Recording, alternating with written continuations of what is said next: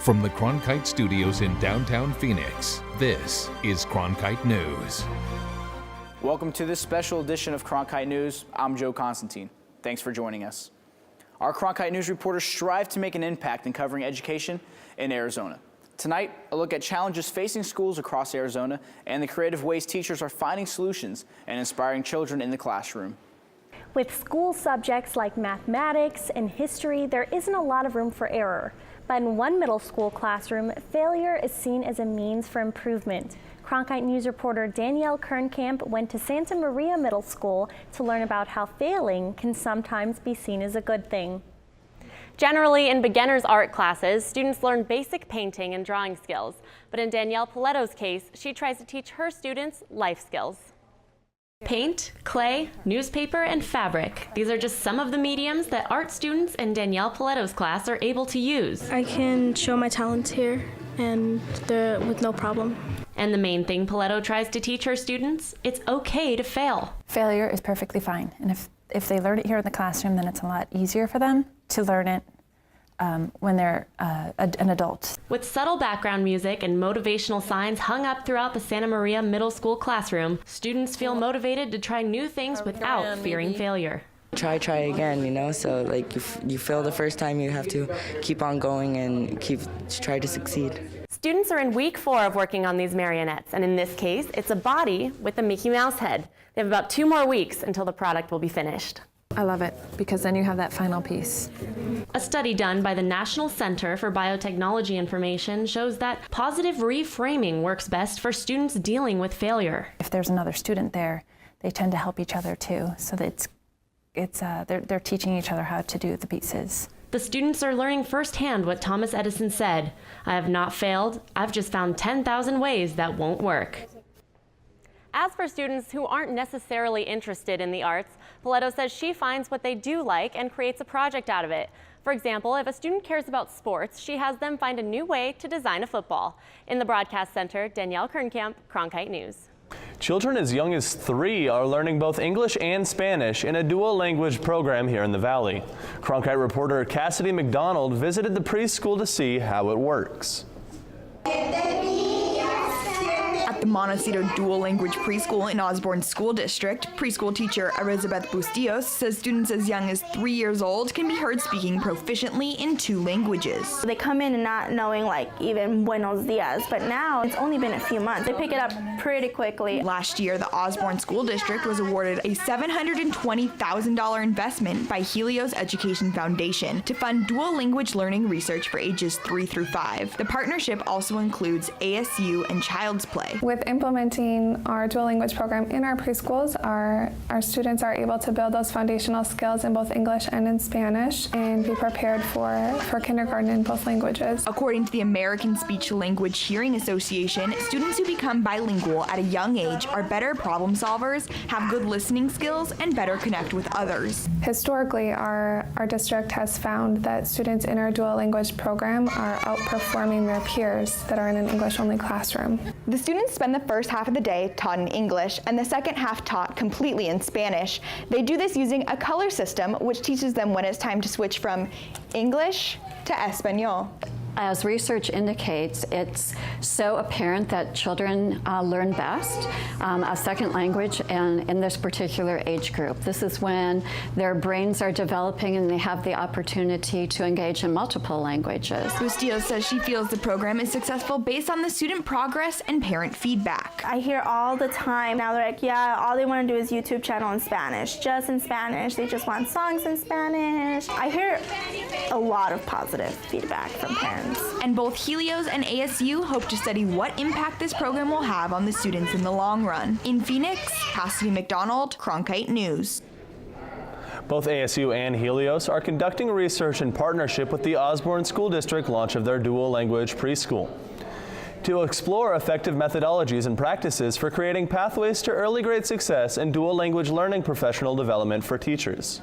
Arizona is one of the least popular states for teachers. The Learning Policy Institute cites low salaries, low retention rates, and teacher shortages as some of the reasons for the low ranking. But Cronkite News reporter Cassidy McDonald shows us how students at Paradise Valley Community College want to support teachers here.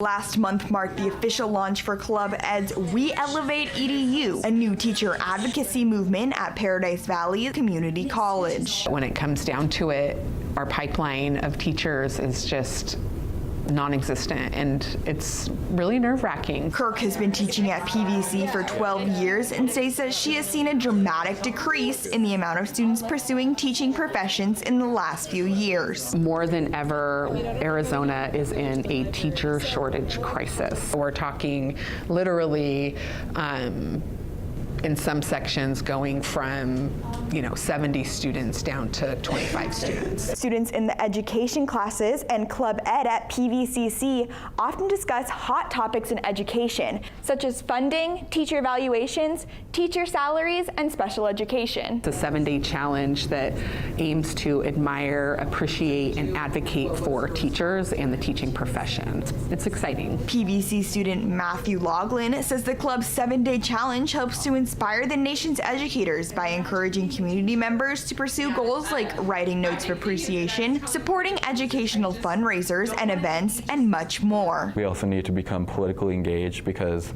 the different bills that are at the legislature right now are really important. The club is able to help community engagement through Elevate EDU's partnership with nonprofit organizations like Expect More Arizona, who aim to make education advocacy simpler for parents and community members. So we have simple tools on our website to find out who your elected leaders are, who your legislators are. We make it a simple click through to send an email to them to let them know how much you really care about teaching and how important it is that we support them both with funding, with teacher pay. Until we start paying teachers as professionals, we're not going to retain people that are good for children. There are more than 2,100 vacant teacher positions in Arizona, according to a recent study. In North Phoenix, Cassidy McDonald, Cronkite News.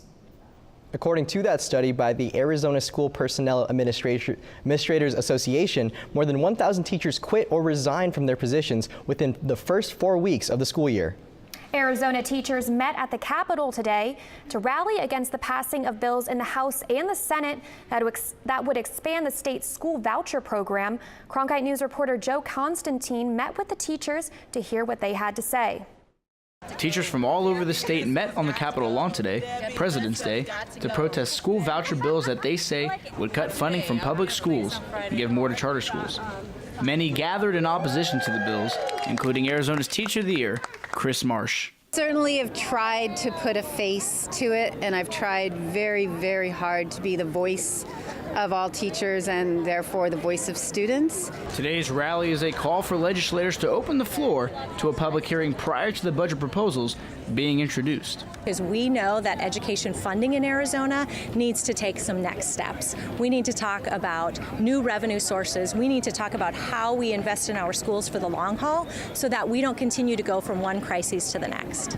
Protesters at today's rally will do anything to make their voices heard, even if it costs them a postage stamp. Although spending the day-to-day protesting out here on the Capitol lawn, teachers are trying to reach House and Senate leaders in the old-fashioned way, sending postcards just like this one in my hand. In the governor's State of the State address, Ducey emphasized the importance of funding public schools.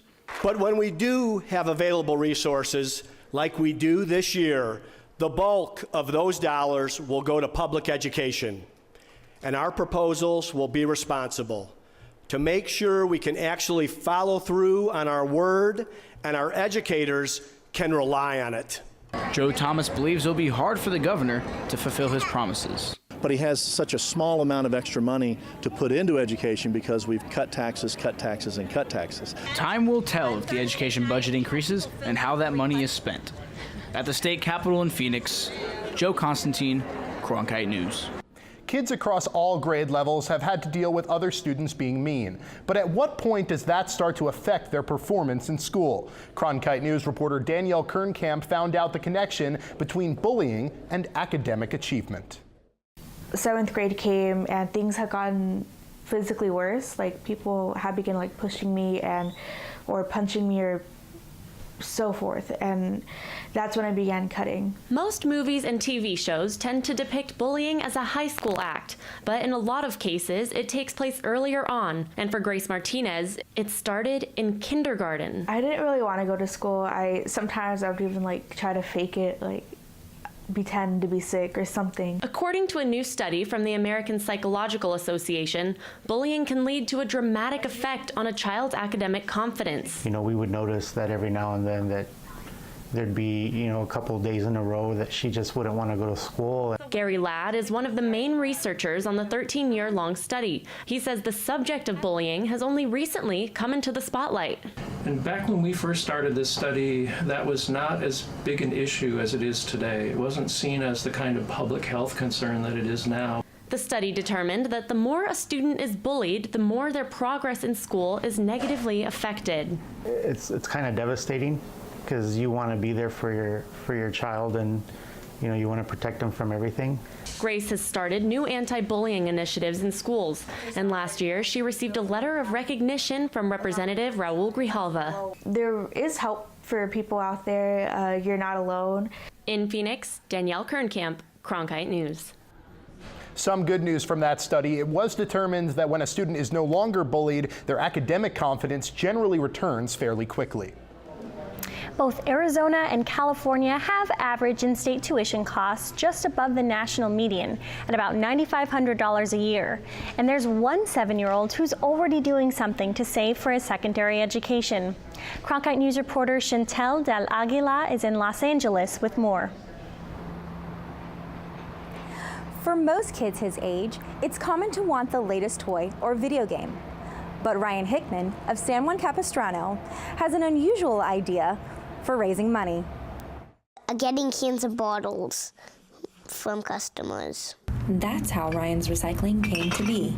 And now, at the age of 7, he's collected over 200,000 cans and bottles in and around his community. The amount of cans and bottles that he gets is mind-blowing to me.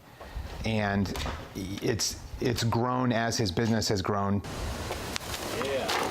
He collects from local drop-offs weekly, but his heavier loads come from pickups at golf courses around his neighborhood every 3 weeks. The golf course calls, and that's a big load for us. So that's kind of a half-day type of thing.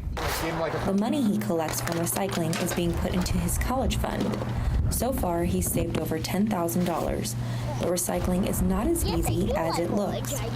Ryan says it's a tough job, but a good way to be safe is to wear gloves, always. Ryan keeps a world map above his bed and places a pin every time he receives a new email or letter, thanking him for his hard work. It's a reminder that what he does has a higher calling. Those letters started arriving after a local report about his efforts went viral. Ryan also sells t-shirts for his company online for $13, and all proceeds go to the Pacific Marine Mammal Center in California. Live in Santa Monica, Chantal Del Aguila, Cronkite News. 3 student researchers are breaking the stigma for Navajo women engineers at ASU. Cronkite News reporter Cassidy McDonald traveled to ASU's Polytechnic campus to learn about a brand new program helping Navajo students pursue careers in engineering.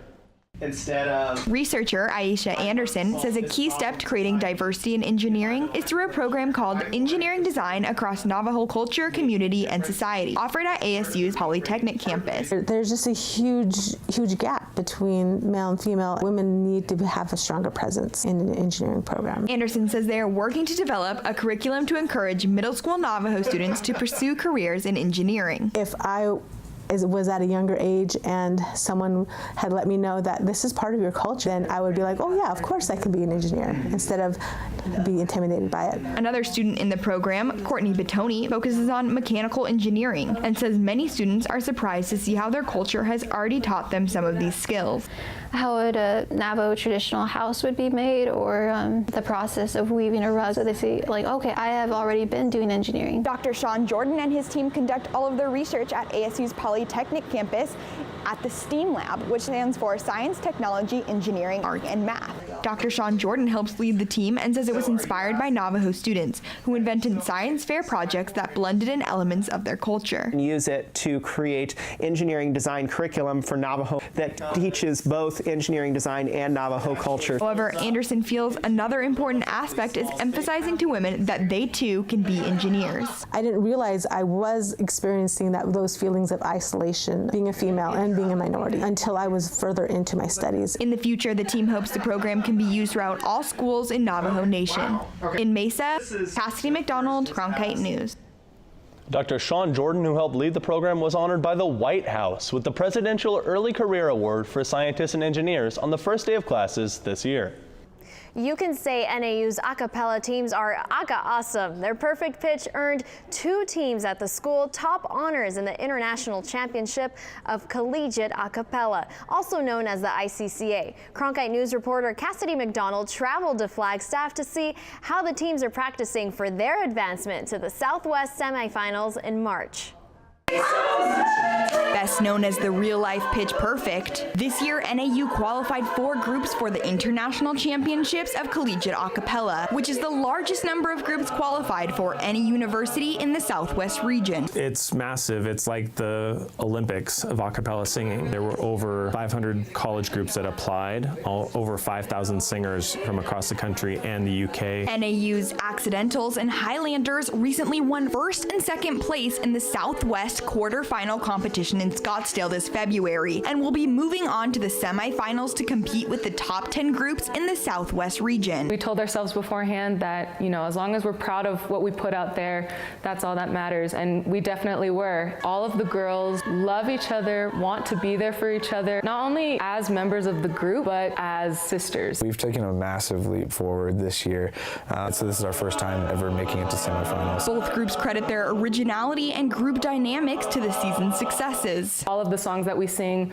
are arranged by members of the group, same with choreography. We have so much variety in our set that make it a little bit more enjoyable for the audience and for the judges and everything. Acapella groups here at NAU have noted increased student involvement in the last few years, they think partly due to pop culture movies such as Pitch Perfect and TV shows like Glee. It's created a huge amount of excitement. We had over 400 students that wanted to audition for the 4 acapella groups on campus. The NAU acapella groups hope that receiving widespread recognition during the ICAA will continue to attract unique new talent in upcoming semesters. In Flagstaff, Cassidy McDonald, Cronkite News.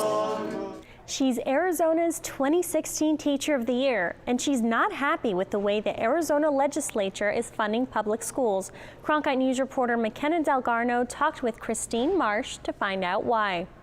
Christine Marsh is looking at papers from her high school English class, but the Arizona Teacher of the Year would assign a low grade if she were assessing the state's education budget. If they're not going to make us better and get us beyond being funded 49th in the nation, let's at least have a couple of years where they're not making it worse. Marsh says there's a teacher shortage in Arizona. She teamed up with the coalition AZ Schools Now to write a letter to Governor Ducey in January. They're still waiting for a response. The letter was about all of the money that is going to K-12 education to funnel it into teacher pay. The coalition is asking to raise teacher salaries from 0.4 to 4%. It says this can be accomplished by combining $95 million of already identified new funding along with several other revenue sources, including a pause in tax cuts and freezing low-income private school tax credits. Right behind me is the state capitol where Christine Marsh and Arizona Schools Now hand-delivered this letter to Governor Ducey. They would be getting back to us to set up a meeting, but we have not heard anything. A spokesman for Governor Ducey says he's in the works of setting up a meeting with current and past recipients of the Teacher of the Year award, and that he values alternative insights. However, the spokesman told me the governor believes low-income tax credits are important too. Marsh is hopeful to get that private meeting, but she thinks something as important as education should be a public debate too. In Scottsdale, McKenna Delgarno, Cronkite News. Governor Ducey's office says he visits several schools a month to discuss education issues. The Arizona Board of Regents met today to find a new president for the University of Arizona. Current U of A President Ann Weaver Hart will step down at the end of her contract in June of 2018. The Board of Regents announced 2 candidates for her replacement, Setharaman Panchanathan and Robert Clayton Robbins. Panchanathan is the Executive Vice President and Chief Research Innovation Officer for Arizona State University's Knowledge Enterprise Development, and Robbins is the President and Chief Executive Officer of the Texas Medical Center. They've been involved in cutting-edge research, involvement in research activities, so we were trying to look for those candidates that could forward the University of Arizona in their mission. The board will interview the 2 candidates on March 6th, and they will tour the university on the 8th. A group of Arizona high schoolers won an international coding competition sponsored by NASA. Carla Liriano tells us how 4 teenagers from Peoria got a group of astronauts to run a code they created. You know, like I just won an international tournament with some of the greatest guys in the world. Trevor Gardner is a junior at Centennial High School, a member of the Robotics Club, and a computer coding world champion. He's one of the 4 Centennial students who took first place at the Zero Robotics programming competition in January.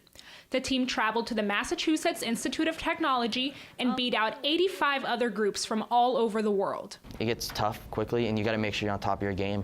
They called their team Space Linguini to honor the Italian group they formed an alliance with. Together, they coded robots called spheres. Synchronize, position, hold, engage, and reorient experimental satellites, which ran on the International Space Station. But the team's advisor says it wasn't an easy win. For a minute, I think we all thought that we ran out of fuel and maybe we weren't going to win. We are gonna confirm that the champion of this year's Robotics tournament is Space Linguini. Congratulations. They won the final match with a score of 10 to 1. Oh, it didn't hit me in the beginning. Like, I bragged about it with the guys for a little while. We went back and forth with champion jokes, but it wasn't really till I got home, and then it hit me, and I was like, oh wait, I just kind of won something that's international. Like, that's actually really, really cool. Besides bragging rights, the team got to take home a trophy as well. In Peoria, Carla Liriano, Cronkite News. As the only member of the team who isn't graduating this year, Trevor hopes to lead Centennial High School to victory once again his senior year.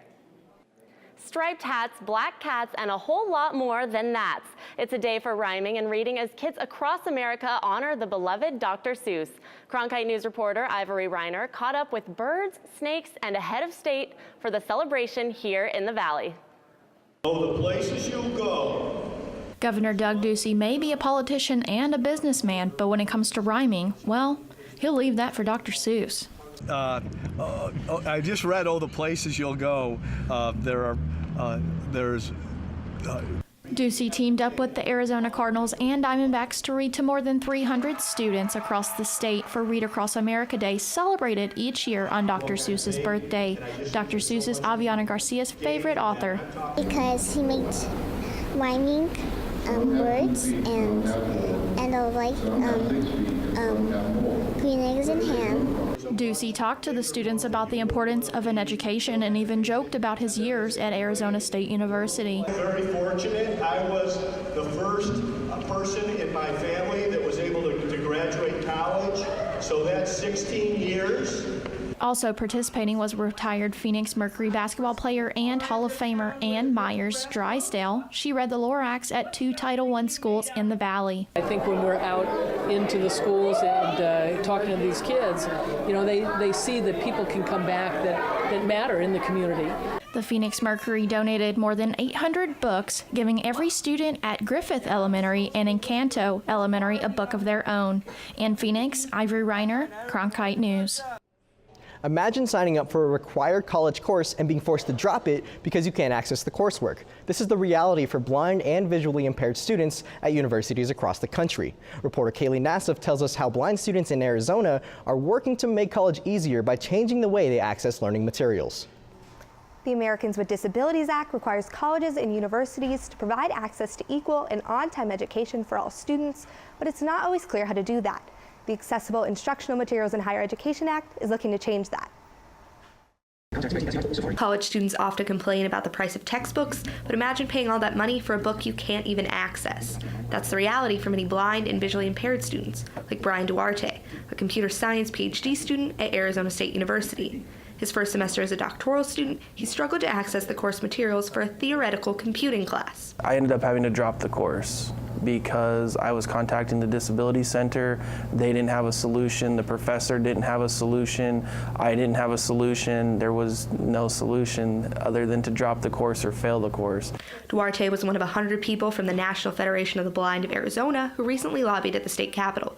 Their goal? To inform congressmen about the Aim High Act, a piece of national legislation that would develop guidelines to help universities provide accessible materials. Higher education should be equal and accessible and on time for all college students.